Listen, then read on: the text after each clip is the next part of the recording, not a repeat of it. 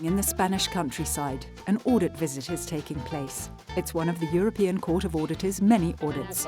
Luisa Gomez and Pedro Medeiros, the court's auditors, have come to Ciudad Real in Spain to check if the EU support paid to the farmer is correct.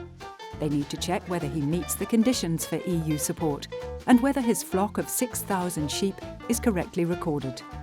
The sheep is separated into different flocks.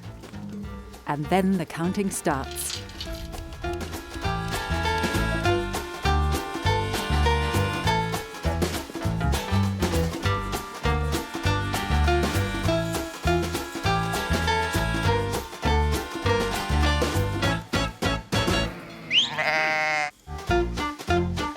The sheep counting is in full swing. Unfortunately, there are discrepancies. En una finca de abajo, alrededor de 1.000 por cada finca, de entre 250 y 400. So still more checking needs to be done.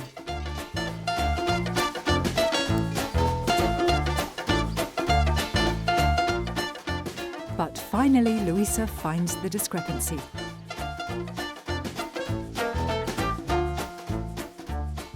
Now all the results have to be reconciled with the local authorities. And the audit confirms that the farmer's records are reliable and his farm complies with the conditions for EU support. The farmer is relieved and Luisa's day is over.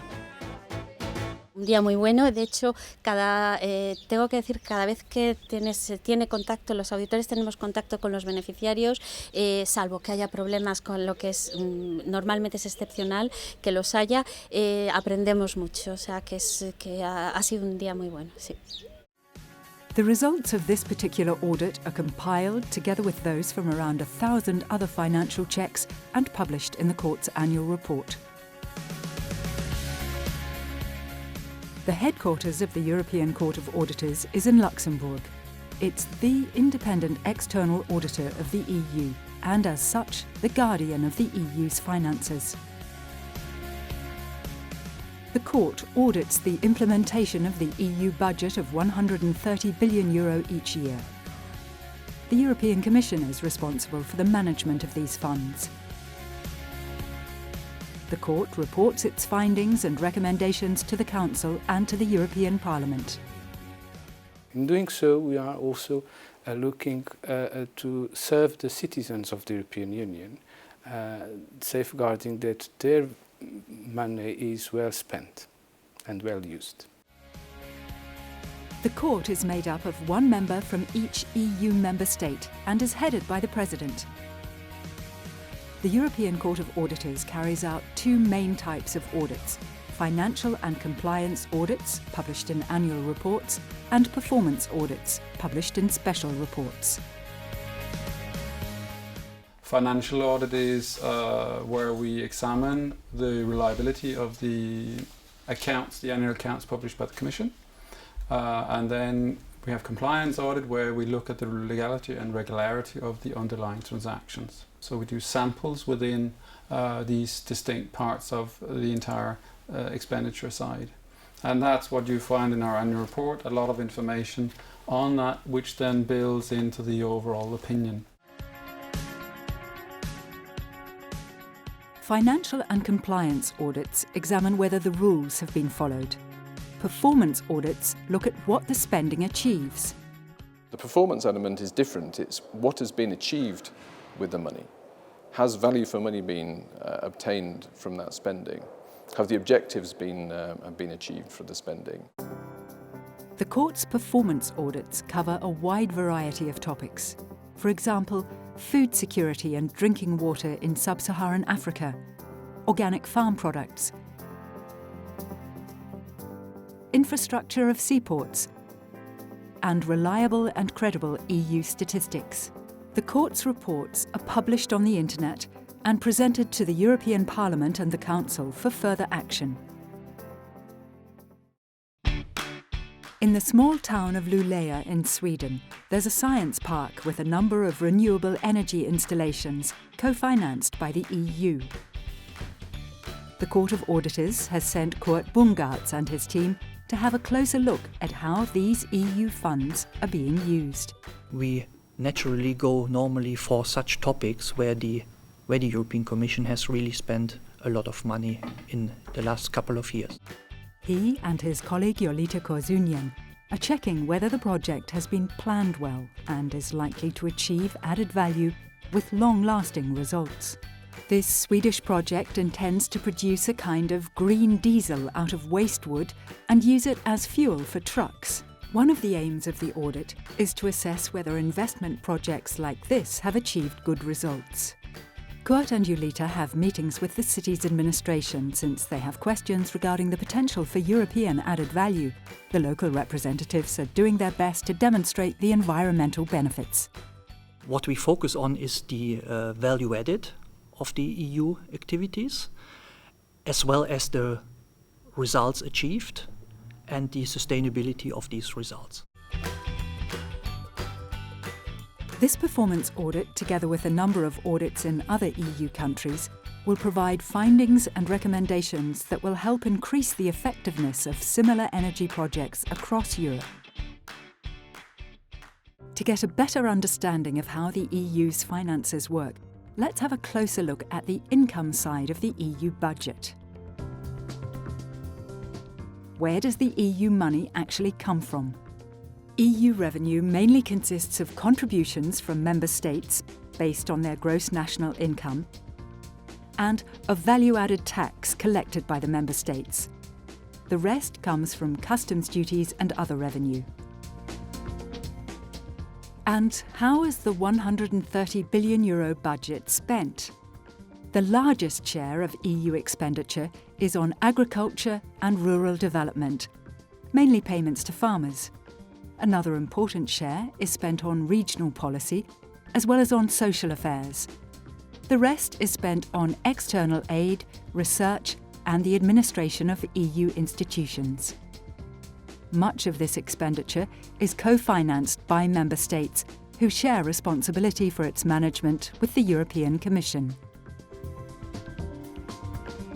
The court employs 900 staff of all EU nationalities.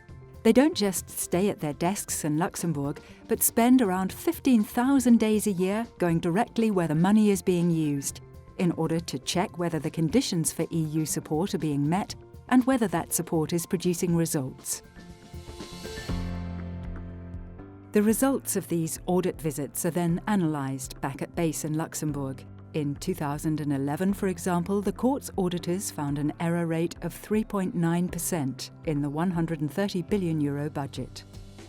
What does this error level mean? We identify areas where there's a high level of irregularity, of errors. We make recommendations about how the systems can be improved to resolve those points. When the systems are then improved and the risks go down and the transactions become more legal and regular, so there are less problems. So it's not an immediate saving, but there's a long-term saving, which we've seen over the years in terms of the way that the results of the Statement of Assurance have been developing. On the Luxembourg-French border, a new transport system is being inspected.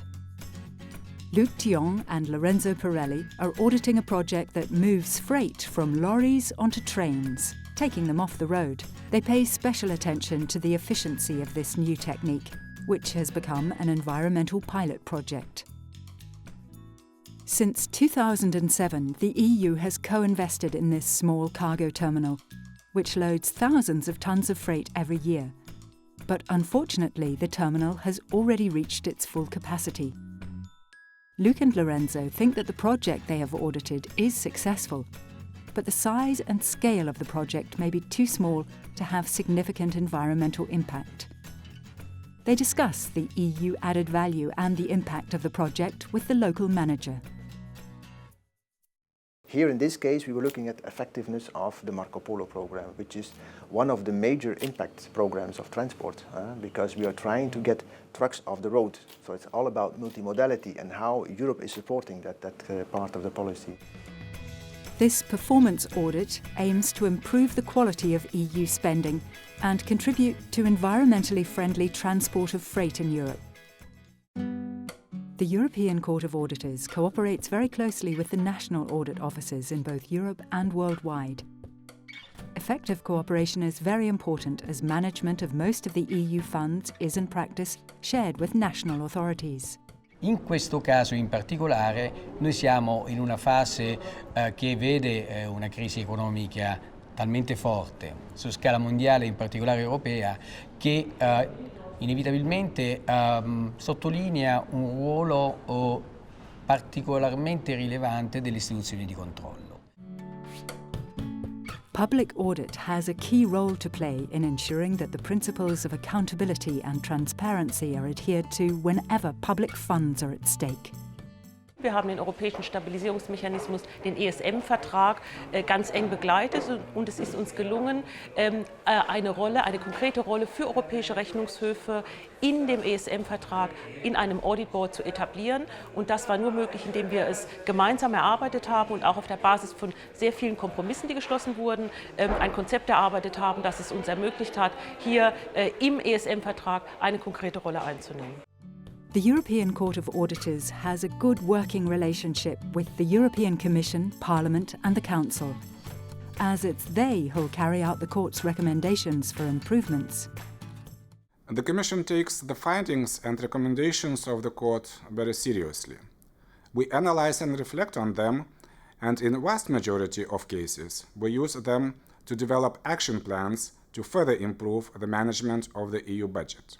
Beschlüsse, die wir fassen im Europäischen Parlament, sollten immer so sein, dass wir mit einem Optimum an Sorgfalt das Geld der Steuerzahlerinnen und Steuerzahler Europas ausgeben. Und es ist die Aufgabe des Rechnungshofs, darauf zu achten, uns auch ein bisschen Druck zu machen, dass wir das ordnungsgemäß tun.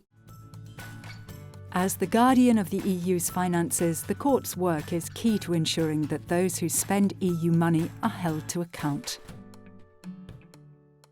We have the capacity and the competence to advise, to provide advice to those who are responsible to produce and deliver legislative proposals, to advise them to make the best use of the public funds to meet the European Union objectives. The Court's recommendations help improve the functioning of the European Union. The European Court of Auditors works above all in the interest of its citizens.